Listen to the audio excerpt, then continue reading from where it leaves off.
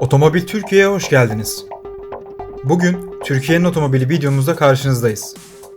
Kanalımızın ilk konu olarak yerli ve milli otomobilci görmekten gurur duyuyor, bunun vermiş olduğu mutluluğu ifade etmek istiyorum. Yayınladığımız tanıtım videomuzun üzerine bir süre beklememiz sebebi, yerli otomobilinizin üretileceği fabrikanın 18 Temmuz'da temel atma töreninin olmasıydı. Ben de bir süre daha beklemeyi tercih edip, daha önce lansmanda tanıtılan 3 modelin yanı sıra fabrika ve üretim tesisleri hakkında da bilgi vermek istedim. Üretilmesi planlanan otomobillerle ilgili halen Ar-Ge çalışmalarının devam ettiğini, üretim bandından inen ilk araçların burada konuşacağımız özellik ve donanımların daha fazlasını taşıyabileceğini veya ufak tefek farklılıkların olabileceğini belirtmekte fayda var. Sizi daha fazla bekletmeden genel bilgi bölümümüze başlayalım. Türkiye'nin otomobili 27 Aralık 2019 tarihinde yapılan lansmanla tanıtıldı. Beklentinin çok üstünde üretilen 3 prototip gerek ülkemizde gerek dünya çapında büyük yankı uyandırdı. Araca dışarıdan ilk bakıldığı anda keskin hatlara sahip kaslı yapısı, belirgin çizgilerle şekillenen özgün tasarımı gözümüze çarpıyor. Ön, yan ve arka bölümde devam eden bu çizgiler, araca karakteristik bir yapı kazandırmakla kalmayıp araca daha modern ve prestijli bir görünüm kazandırıyor. Özellikle ön kısmına dikkat çeken krom detaylar, aracın premium bir duruş sergilemesinde büyük önem taşıyor. Anadolu topraklarının köklü simgelerinden olan laleden esinlenerek yapılan küçük dokunuşlar, tasarımı ilk andan itibaren benimsememize ve aracın özgün bir kimlik kazanmasına oldukça yardımcı olmuş. Otomobilin yoldaki imzası olacak olan ön ızgarasına ve bütünsel şıklığını tamamlayan jantlarına modern bir incelikle işlenen bu figürler, coğrafyamızın kültür mirasıyla olan bağını da net bir şekilde vurgulamış. Özellikle altını çizmeliyim ki, tasarım konusunda seleflerine hatta üst segmentteki rakiplerine göre Türkiye'nin otomobilinin eli oldukça güçlü. Teknik özelliklere bakacak olursak, araç top mühendisleri tarafından geliştirilen ve tüm fikri ve sınai mülkiyet hakları %100 TOG'a ait olan yüksek teknolojiye sahip doğuştan elektrikli ve bağlantılı bir platform üzerine inşa edilmiş. Ayrıca azami verimlilik, konfor, dayanıklılık ve güvenlik gereksinimlerini bir arada sağlayabilen, farklı genişlik ve uzunluklara olanak veren çok yönlü bir mimariye sahip. Sınıfının en uzun aks mesafesini sunarak otomobil içindeki yaşam alanının genişlik, ferahlık ve konforunu en üst düzeye çıkarmış. Sahip olduğu gelişmiş lityum iyon batarya teknolojisi ise bizlere sınıfının gereksinimlerini oldukça karşılayan bir menzil mesafesi sunmakta. İhtiyacınıza göre 300 km veya 500 km menzil sağlayan pil seçenekleri arasında dilediğiniz gibi seçim yapabileceksiniz. Bu da bizlere tam şarjla İstanbul'dan İzmir'e bir akraba ziyareti veya Ankara'dan Antalya'daki yazlığınıza kesintisiz seyahat etme imkanı sağlıyor. Gelişimine Türkiye'nin otomobil girişim grubunun da öncülük edeceği yaygın şarj istasyon ağı sayesinde otomobilinizi evinizde, ofisinizde veya yolunuzun üzerindeki istasyonlarda şarj edecek, hızlı şarj özelliği sayesinde ise 30 dakikadan kısa bir süre içerisinde %80 pil doluluk seviyesine ulaşabileceksiniz. Uzun yolculuklarınızda kısa bir kahve molası verip hem kendinizi hem de otomobilinizi şarj ederek yola devam edebileceksiniz. Doğuştan elektrikli platform ve güç aktarma organları sayesinde içten yanmalı motorlu otomobillere kıyasla daha düşük toplam sahip olma maliyeti, daha sessiz ve daha keyifli bir sürüş deneyimi sizleri bekliyor. Ayrıca gelişmiş lityum iyon batarya teknolojisi, batarya yönetim sistemi ve aktif termal yönetim sistemleri sayesinde 8 yıl boyunca pil garanti güvencesine sahip olacaksınız. Elektrikli ve bağlantılı otomobillerin yalın bir teknik altyapıya sahip olması, internet üzerinden yazılım güncelleme imkanı ve kullanıcıları teknik konularda önleyici bilgiler ve uyarlama olanakları teknik servis ve bakım ihtiyacınızı en aza indirecek, yıllık bakım veya ağır bakım benzeri uygulamalarla ekstra maliyet altına girmeyeceksiniz. Bunlar ile birlikte kilometre başına enerji maliyeti içten yanmalı motorlu otomobillere göre çok daha düşük olacak. Ayrıca Türkiye'nin otomobili sıfır zararlı gaz salınımı ile çevre duyarlılığı en yüksek otomobiller arasında da yerini alacak. Yerli otomobil size vaat ettiği performansla da rakiplerin karşısında bir hayli güçlü diyebiliriz. Otomobil standart konfigürasyonda yer alacak arkadan itiş sisteminin yanı sıra ön aksta yer alan ikinci elektrikli motor ile tüm tekerlerden çekiş sistemi zorlu hava ve yol koşullarında seyahat edecekler için çok daha iyi bir çekiş sistemi sağlayacak. Arkadan itişli versiyonlar 200 beygir gücü, tüm tekerlerden çekiş gücü sağlayan versiyonlar ise 400 beygir gücü size sunarak her yola güvenle çıkmanızı sağlayacak. 4 çeker sistemi ile 0-100 hızlanmasını sadece 4.8 saniyede tamamlayarak hayalinizi kurduğunuz performansı her gün yaşayacaksınız.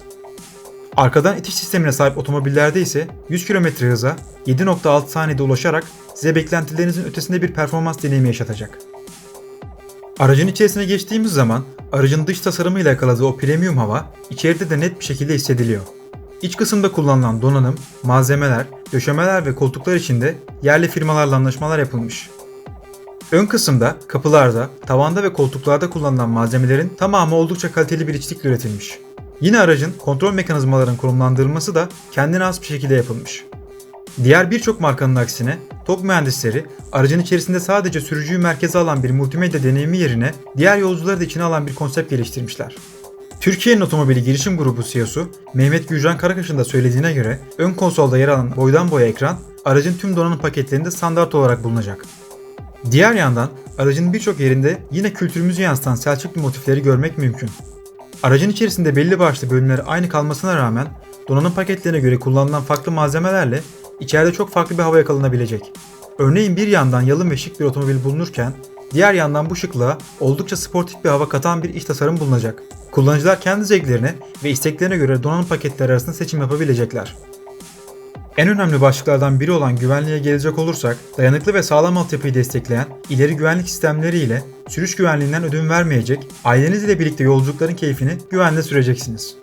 Bataryanın aracın platformuna entegre yerleşimi ve bağlantısı sayesinde vurulma direncinde %30 artış ve yüksek çarpışma dayanımı ile yola güvenle çıkacaksınız. Aracın içerisinde 7 adet standart hava yastığı içeren pasif ve kapsamlı aktif güvenlik sistemleri desteğiyle her türlü yol koşulunda güvenli bir sürüş deneyimi yaşayacaksınız.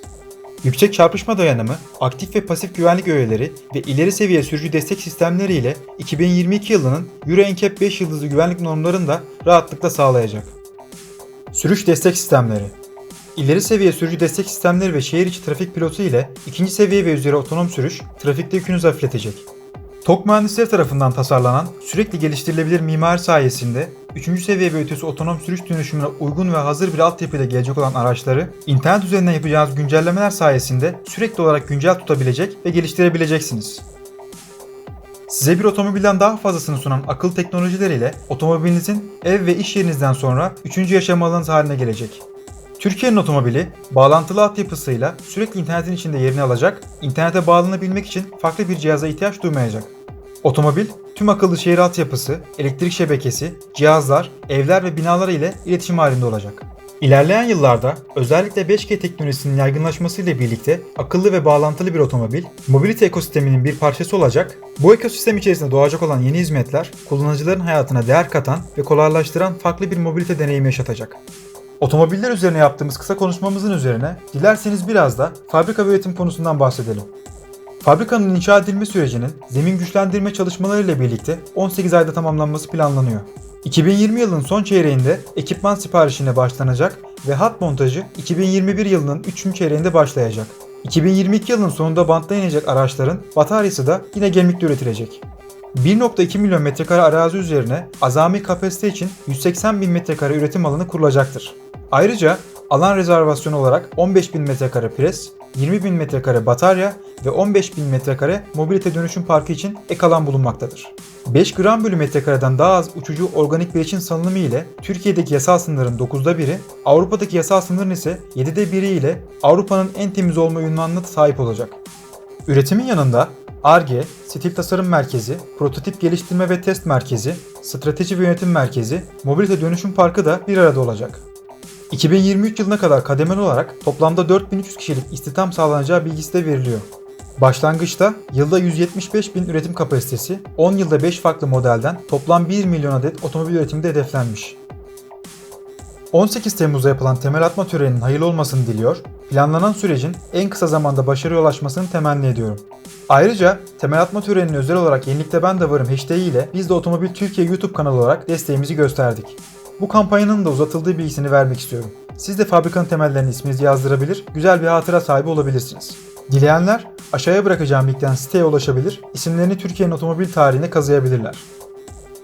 Türkiye'nin otomobille ilgili şu ana kadar sahip olduğumuz bilgiler bu şekildeydi. Videomuzu noktalamadan önce ben de birkaç konuda nacizane fikrimi belirtmek istiyorum.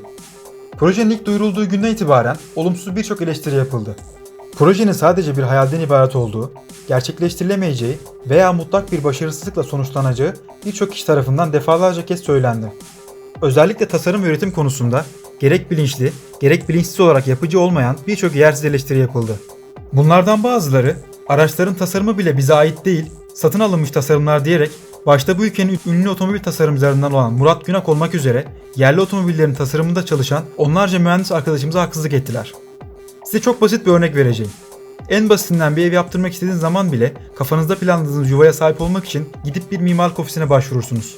Yapmak istediğiniz şeylerden bahseder, işinde iyi bir mimarın yardımıyla bunları hayata geçirirsiniz. Hatta çalıştığınız mimarlık ofisi alanında isim yapmış bir firma ise evinizi satacağınız zaman veya reklamını yaparken bile bu şirketin ismini vererek prestij sağlamaya çalışırsınız. Bunun örneğini birçok büyük inşaat firmasında sürekli görmekteyiz. Yerli otomobilin tasarımı konusunda birlikte çalışılan şirket olan Pininfarina ise otomobil sektörünün en iyi mimarlarından. Dünya çapında ses getirecek bir projede böyle büyük bir firmayla çalışmak bile size uluslararası bir kartvizit sağlar ve büyük bir prestij gerektirir. Bu tip gerçekleri görmezden gelerek ülkemizin emektar evlatlarının hevesini kırmak, ortaya konmuş emeği küçümsemek veya itibarsızlaştırmaya çalışmak bu ülkenin insanına yakışmaz. Ki eleştiri bile ortaya konan bir işi bulunduğu yerden bir adım öteye taşınmak için yapılmadıysa bir eleştiri değeri taşımaz. Yok daha fabrikası bile yok. Aracı dışarıdan ürettirip ithal ettiler. Bir de yerli otomobil diyorsunuz gibi altı boş cümleler hiçbir zaman gerçek bir eleştiri değildir. Dünya çapında çok büyük hacimlerde otomobil üretimi yapan firmalarda bile üretimi planlanan modelin üretim bandının oluşturulması 6-7 ayı, lansmandan sonra satışa sunulması ise 1 veya 1,5 yılı buluyor. Bunun yanında zaten lansmanı yapılan araçlar henüz sadece birer prototip. Hiçbir firma lansmanda kullanacağı prototip araçlar için milyonlarca dolar masrafa girip 2 tane araç üretmek üzere üretim bandı oluşturmaz. Bunun ne mühendislikte ne de endüstride mantıklı bir tarafı yoktur. Uzun lafın kısası, lütfen bazı konulara daha tutarlı olmaya çalışıp bir davranışta bulunmadan önce, bir söz söylemeden önce bunun kime yararlı kime zararlı olacağını, kimin işine gelip kimin işine gelmeyeceğini dikkatli düşünelim. Lansman esnasında bana özelden mesaj atıp İtalyan tasarımı yerli otomobil, gülelim bari diyerek eleştiride bulunan bir büyüğüm aklıma geldi şu an. Buradan hem ona hem de buna benzer şekilde düşünenlere tekrar yanıt vermek istiyorum. Kim ülkesinin, milletinin geleceği için bu ve buna benzer projelerde gecesini gündüze katarak çalışır, kimi de oturduğu yerden gülmekle yetinir. Bırakalım da herkes kendine yakışanı yapsın. Ben buradan Türkiye'nin otomobili projesine gönül veren milletimize, gecesiyle gündüzüyle emek harcayan mühendislerimize, projenin başından beri varlığıyla bile projeye vizyon katan Mehmet Gürcan Karakaş'a ve Türkiye'nin otomobili girişim grubuna çok teşekkür ediyor. Projenin vatanımıza ve milletimize hayırlı ve uğurlu olmasını diliyorum. Ve lafı daha fazla uzatmadan sizi Türkiye'nin otomobili tanıtım videosuyla baş başa bırakıyorum.